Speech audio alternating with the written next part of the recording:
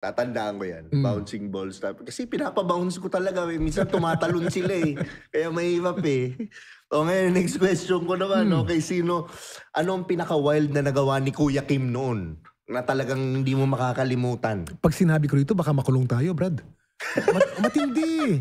Ay, naku, buti nga walang telepono nung panahon na yun. Okay, pangalawang wild, yung pwede sabihin. Nung panahon na yun, pag sumama ka sa akin at nagpunta tayo sa bahay ko, tayo na. Tayo na. Yun ang paniniwala dati.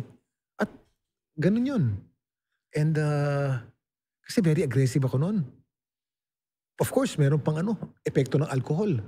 So, ganun. Kadalasan ng hitikan ng street party noon, college ako noon eh. Hitikan ng street party sa Malate. Diba? Di, tsaka mahilig ako sa noon. Ghosting. Pag nakuha mo na, oo, ayoko na. bye. Masama. Mas napakasama akong tao nun.